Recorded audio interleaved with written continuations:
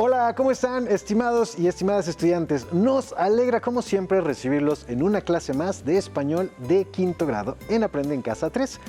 También es un gusto estar con Tom y contar con la guía del maestro Francisco Javier Olivares Sánchez. Bienvenidos. Gracias Juan Carlos. Tom, bienvenido. Gracias, profesor. A mí también me alegra muchísimo. Y hola ya a todos, niñas y niños. Juan Carlos y profesor, el maestro Francisco. Estoy listo para el debate. Pues muy bien. Pues estudiantes en casa, bienvenidos. Espero que ustedes estén tan listos como está Tom para participar en esta práctica social del lenguaje. Y antes de hacerlo, profesor, vayamos con Ajo Listo, quien como siempre nos da excelentes consejos para cuidar nuestra salud. Vamos Claro con que él. sí. ¡Hola! Vamos a ver el siguiente video. Buenas prácticas para seguir adelante. Como todos sabemos, la COVID-19 es una enfermedad que se contagia muy fácilmente entre las personas. Por eso hay que continuar cuidándonos siguiendo las buenas prácticas que ya todos conocemos para evitar contagiarnos. Utiliza cubrebocas. No salgas de casa. Si tienes que hacerlo, recuerda que es obligatorio utilizarlo. Mantén una distancia mínima de 1,5 metros entre tú y los demás. Lávate las manos muy seguido con agua y jabón por lo menos durante 20 segundos o aplica desinfectante a base de agua y alcohol. Desinfecta las superficies de los objetos que más utilizas. También las cosas que compres en la tienda o en el supermercado. Sigamos luchando juntos contra este virus, cuidándonos los unos a los otros. Es muy importante continuar con las recomendaciones para evitar contagios de COVID. Trata de no salir de casa a menos que sea muy necesario. Si lo haces, utiliza el cubrebocas. Lava tus manos frecuentemente con agua y con jabón, por lo menos durante 20 segundos. Ahora es momento de seguir con el programa de hoy. ¿Listas? ¿Listos? ¡Muy bien! ¡Nos vemos pronto!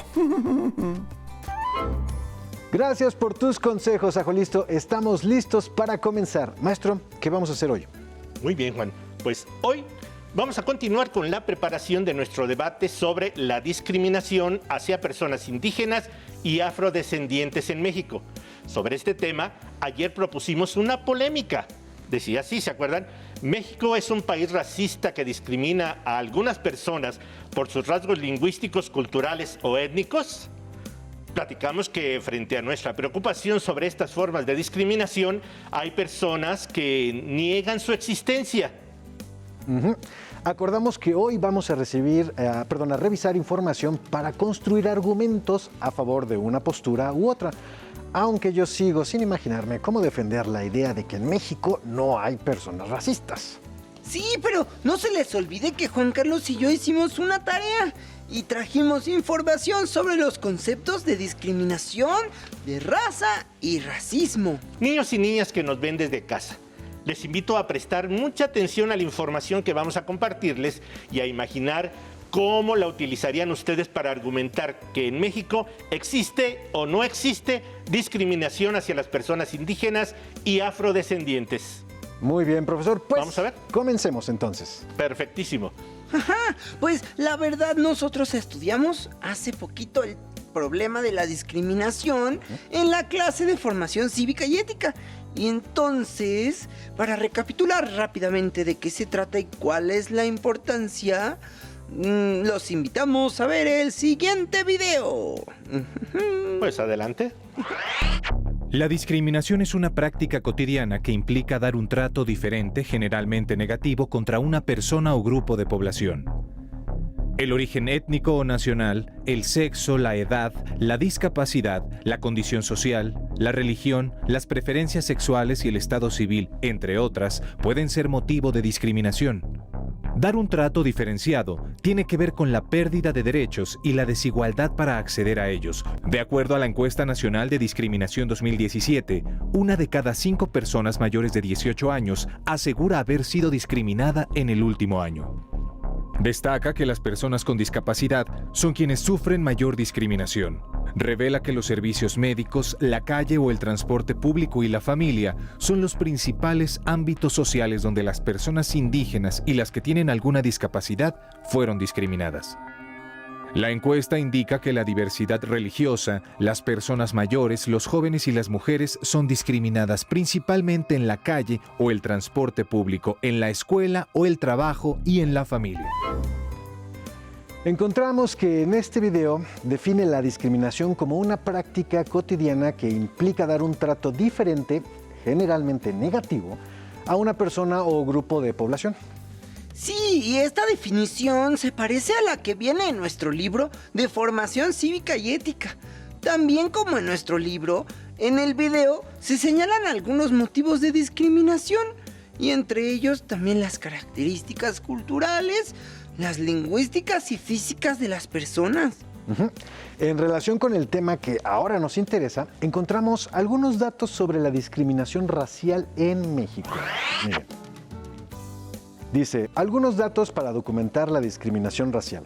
La encuesta nacional sobre discriminación ENADIS 2017 estima una población indígena de 12 y más años de 10 millones de personas, de las cuales 49.3% perciben que sus derechos son poco o nada respetados.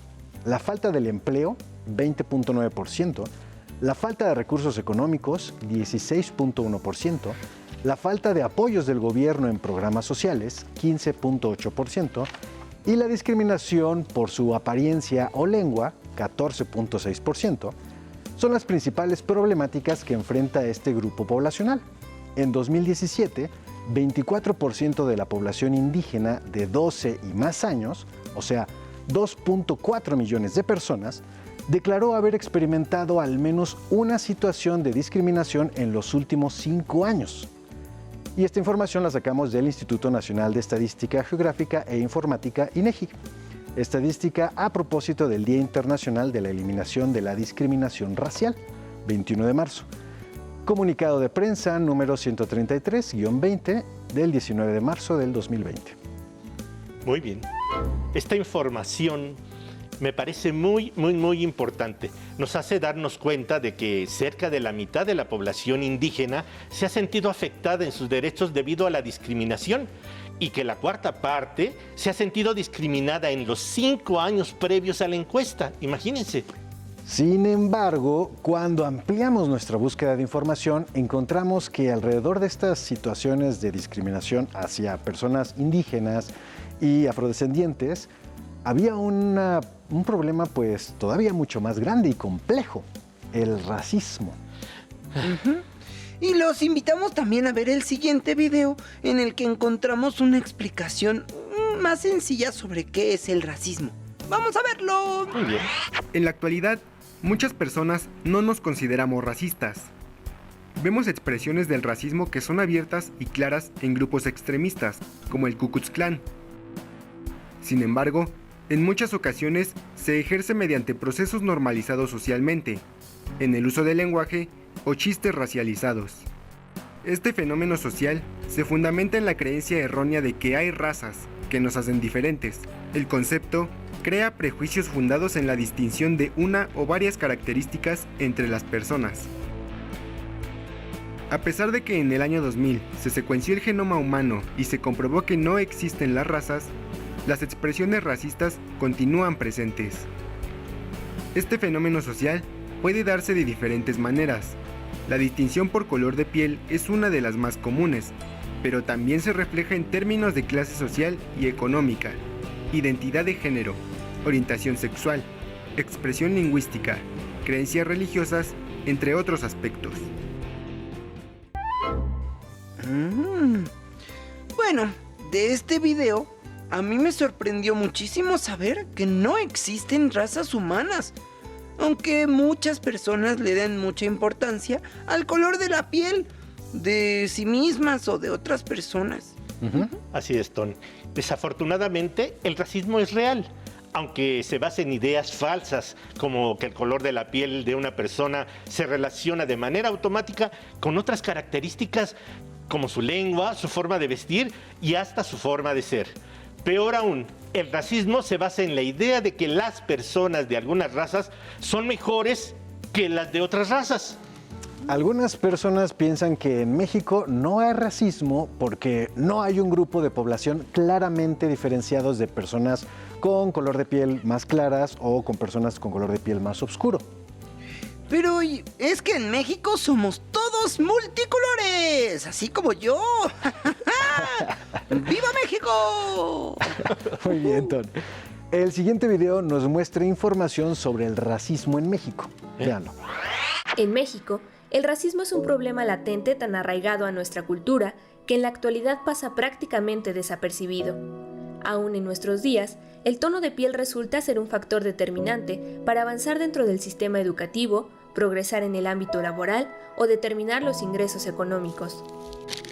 En la última encuesta nacional sobre discriminación en México, 1 de cada 4 mexicanos mencionaron que han sido discriminados por su apariencia física al menos una vez en su vida, y un 40% considera que han sido rechazados al solicitar un empleo o servicio debido a su color de piel. Entonces el racismo se va quedando, ¿no? Entre clichés, entre lugares comunes, entre esta cosa de mejorar la raza, ¿no? Frasecitas aquí y allá, pero va a perdurar en la sociedad porque, por un lado, pues hay una representación, una imagen, diría yo, construida del indígena como un ente inferior, y por otro lado, ¿no? Pues hay una relación de poder. Aunque nuestro país se considera una nación multicultural, conformada por más de 60 pueblos indígenas, estas comunidades han enfrentado grandes desafíos a lo largo de los años, pero ninguno como el rechazo a partir de sus rasgos físicos y culturales. Y ni hablar de los afrodescendientes, que prácticamente han sido invisibilizados, ignorados y poco reconocidos en México. Y cada vez que hablaba con alguien, ¿no? Me decía, no, aquí en México no hay racismo. Racismo en Estados Unidos porque aquí no hay negros. Dos grandes mentiras. Una, si hay negros, son muchos, ¿no? Tenemos una población muy importante, además una herencia muy, muy grande en la historia, ¿no? Nuestra sociedad ha normalizado el racismo y el clasismo con frases cotidianas, pero no lo percibimos porque lo hemos vuelto parte de nuestro día a día. Sin embargo, expresiones como hay que mejorar la raza, trabajo como negro, no seas indio, naco o jodido, contribuyen a la permanencia de este problema. En la ciudad todavía se dice, ya no se dice indio, se dice naco, ¿no? O chacha, o no sé qué, o no, en fin, hay siempre términos a la moda que hacen y que muestran y dan a ver que el otro es distinto y el otro es menor, ¿no? Que ese es el asunto al final. El otro vale menos, el otro no tiene derechos, al otro se le puede pisar, se le puede pagar lo que sea, se le puede explotar, se le puede hacer trabajar durante una pandemia, ¿no? Ya lo vimos, o sea, no hay ningún problema. Entonces sí, son vidas que valen menos. En México, mucho se habla de inclusión, de detener la violencia de género, de igualdad de oportunidades, pero la paradoja recae en el daño y limitaciones que enfrentan algunas personas debido a la discriminación racial. El problema no es nuevo, pero el debate apenas comienza. Romper con los estereotipos, reconocer y reflexionar nuestras acciones puede ser un primer paso en la lucha contra el racismo.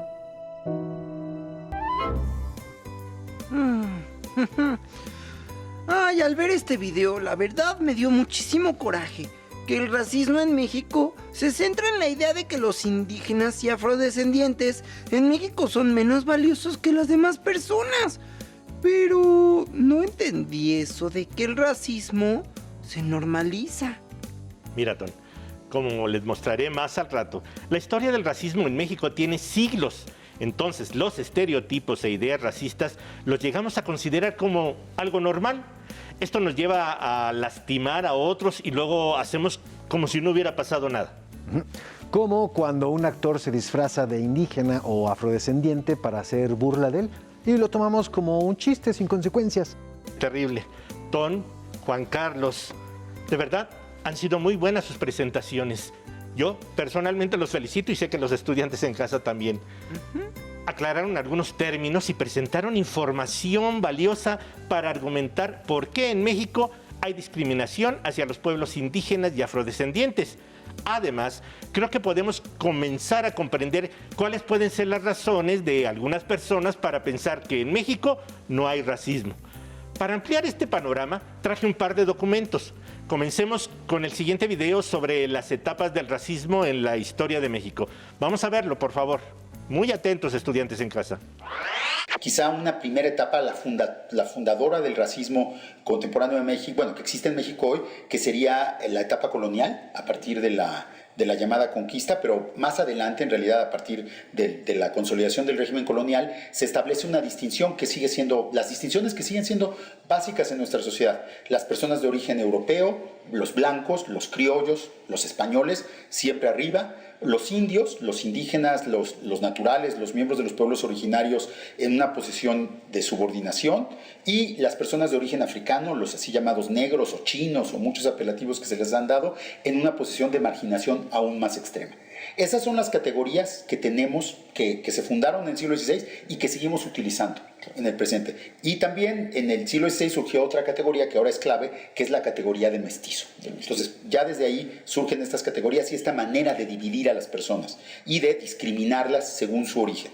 Luego, el otro gran momento del racismo mexicano, según mis investigaciones, es el surgimiento justamente de la ideología del mestizaje a mediados del siglo XIX, finales del siglo XIX más bien, y a lo largo del siglo XX, se plantea la idea de que México debe unificarse racialmente en una sola raza, la mestiza.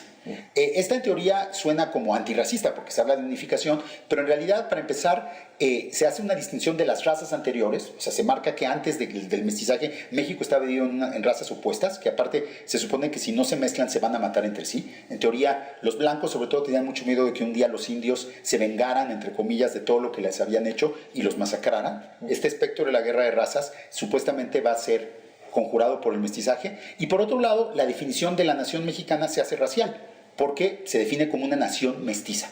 Entonces ya eso implica una definición racial, inclusive racista, de la nación mexicana, porque todos aquellos que no pueden ser miembros de la raza mestiza, pues, léanse los chinos, los judíos, otros inmigrantes que no se pueden asimilar, como se decía en la época, son excluidos. Y la población de origen africano en México es invisibilizada. No se menciona su participación en el mestizaje y se les hace desaparecer de plano del mapa, como si no fueran mexicanos, como si no existieran.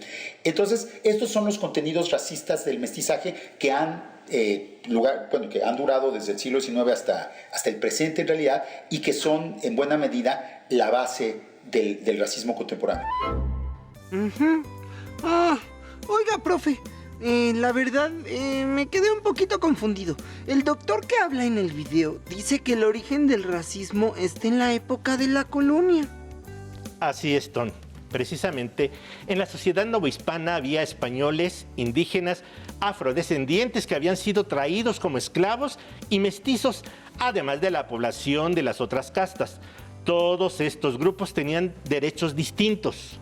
Pero después de la independencia, ¿no se supone que todos íbamos a ser ya iguales? Pues tal vez parezca contradictorio, porque la aspiración de que todos los mexicanos y las mexicanas seamos iguales ante la ley, con los mismos derechos y obligaciones, se ha transformado en el tiempo. Algo así como que antes las mujeres no tenían derecho a votar, pero ahora sí. Tienes razón, Juan Carlos. Entre los cambios que hubo sobre cómo podíamos ser iguales ante la ley, están los que se refieren a las ideas sobre cómo podríamos también ser diferentes. Hace rato, Ton celebraba que México fuera un país diverso, pero en otras épocas las diferencias se veían como una amenaza. Entonces se pensó que el camino para ser iguales consistía en hacernos parecidos mediante el mestizaje.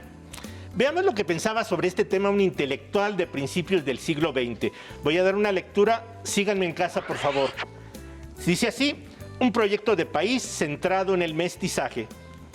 En su libro de 1908, Los grandes problemas nacionales, Andrés Molina Enríquez señalaba que la nación mexicana no podía existir mientras hubiera una diversidad de razas, pues enfatizaba que ni los indígenas ni los criollos por sí mismos podían hacer progresar al país. Estaba convencido que cada raza que habitaba el territorio nacional tenía un componente positivo.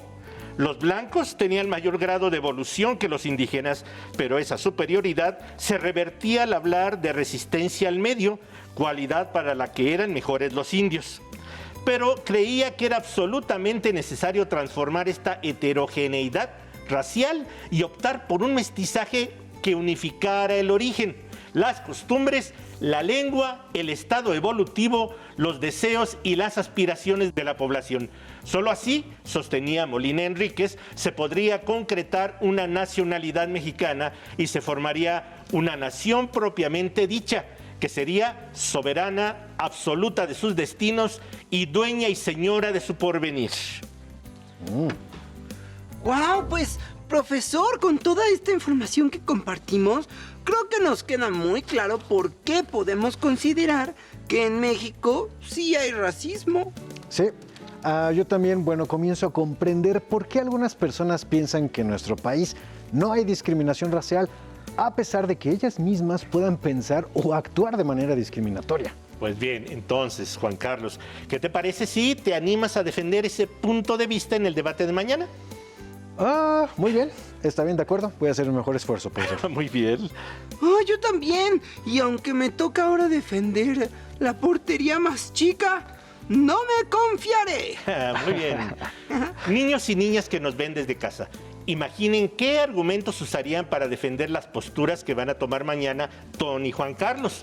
Por otra parte, completen la búsqueda de información sobre el tema que eligieron y escriban los argumentos que utilizarían para defender su postura. Por hoy es todo. Muchísimas gracias, Juan Carlos, Ton, estudiantes en casa. Nos vemos en la próxima clase. Maestro Francisco, Ton, muchas gracias. Si te es posible, consulta otros libros y comenta el tema de hoy con tu familia. Si tienes la fortuna de hablar una lengua indígena, aprovecha también este momento para practicarla y platica con tu familia en tu lengua materna. Por hoy hemos terminado con información para el debate de lengua materna español de quinto grado. A continuación, cívica y ética en diálogo. Espero que lo hayan disfrutado tanto como nosotros.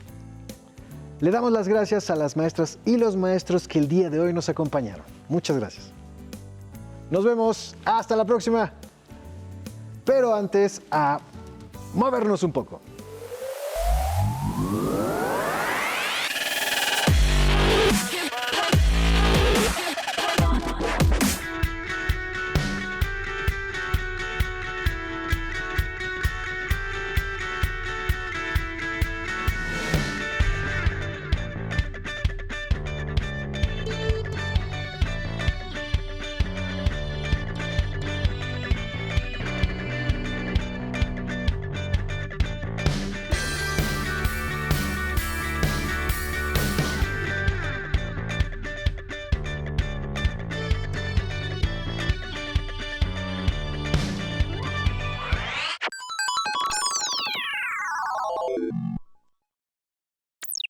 Programación, quinto de primaria. Lección, intercambio digital.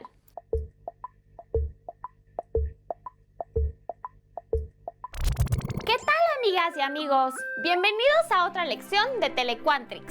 Mi nombre es Gisela Sierra y cada vez avanzamos más en el conocimiento de la programación.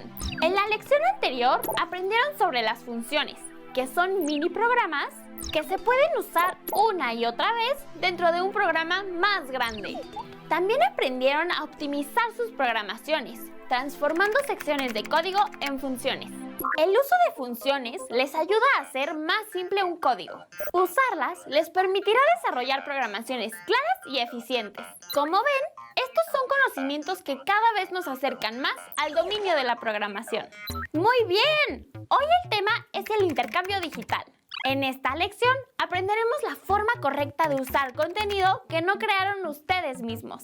¡Comencemos! Intercambio digital. ¿A qué te suena este título? Para entenderlo, primero debes saber qué es la propiedad intelectual. Tiene que ver con proteger las creaciones de la mente de un individuo. Esta se divide en dos. La propiedad industrial, que incluye las invenciones, patentes, marcas y modelos industriales, y el derecho de autor o copyright, en inglés, que abarca las obras literarias y artísticas. El derecho de autor protege todo tipo de trabajo creativo y sirve para que los artistas o creadores puedan recibir un pago por la obra realizada. Incluye la escritura original de cuentos, novelas, obras de teatro, la creación de arte, fotografías, audio, imágenes, música, letras de canciones e incluso dibujos. No importa si fue creado por alguien famoso o no.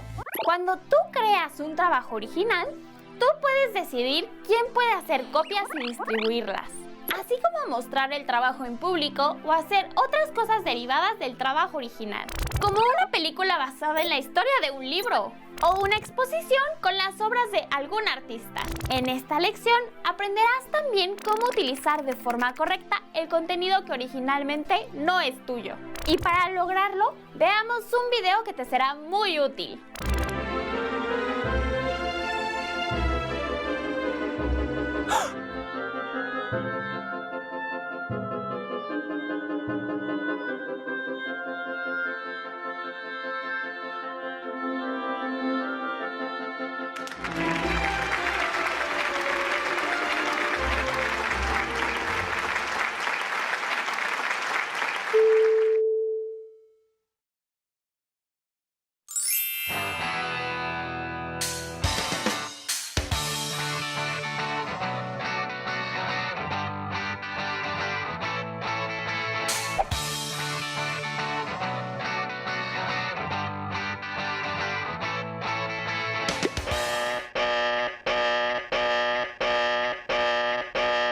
¿Te gustó el video? Ahora utilízalo para hacer un ejercicio y comprender mejor la lección. La actividad que debes hacer es crear algún material propio basándote en lo que viste en el video. Lo primero que debes hacer es ubicar qué imágenes cuentan con derecho de autor. Debes localizar cuáles son las que tienen el símbolo de derechos de autor al costado. Se trata de una C encerrada en un círculo con la que se indica oficialmente que la imagen está protegida y no debe ser utilizada sin contar con un permiso. ¡Ojo! No todas las imágenes tienen este símbolo y aún así están protegidas por derechos de autor. Así que lo ideal es utilizar nuestras propias creaciones o en caso de usarlas de alguien más, siempre darle su crédito. Siempre. Ahora sí, haz tu material tomando en cuenta lo aprendido y utilizando alguna foto, un dibujo o el audio y los textos que ahí aparecen. ¿Ya lo tienes? ¡Muy bien! Ahora responde estas preguntas. ¿Qué piensas de la importancia del derecho de autor? ¿Cómo crees que te sentirías si alguien compartiera en alguna red social, sin pedirte permiso, el trabajo que acabas de realizar? Estas cuestiones las debes tomar en cuenta cada vez que compartes archivos digitales, como imágenes o canciones. Al copiar canciones del reproductor de MP3 a la computadora, por mencionar algunos ejemplos, ya que no solo se trata de compartir, sino de crear nuevas copias del material original y sin permiso, lo cual es no respetar el derecho de autor. Como viste, de lo que se trata es de respetar la creatividad y el trabajo de los demás para que se respete el tuyo, ¿verdad? Ser un ciudadano digital también implica actuar con ética. Espero que hayan disfrutado este ejercicio y que hayan aprendido mucho sobre el tema de hoy. Ahora tienen más elementos para pensar en hacer sus propias creaciones y, en caso muy necesario, utilizarlas de otros, pero siempre con su permiso y dándoles su crédito. En la próxima lección hablaremos del lenguaje de las computadoras y los robots, basado en unos y ceros, conocido como lenguaje binario. Soy Gisela Sierra y los espero en la próxima lección de Telequantrix. ¡Hasta entonces!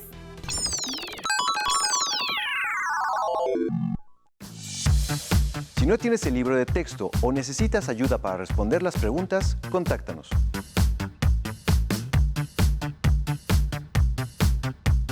Para apoyo pedagógico, hay maestras y maestros de lunes a viernes de 8 a 20 horas en el teléfono 55 41 72 04 13, con 100 líneas.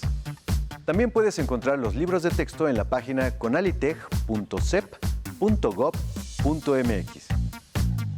Si quieres volver a ver los programas de Aprende en Casa, los puedes encontrar en la siguiente liga: aprendeencasa.cep.gov.mx.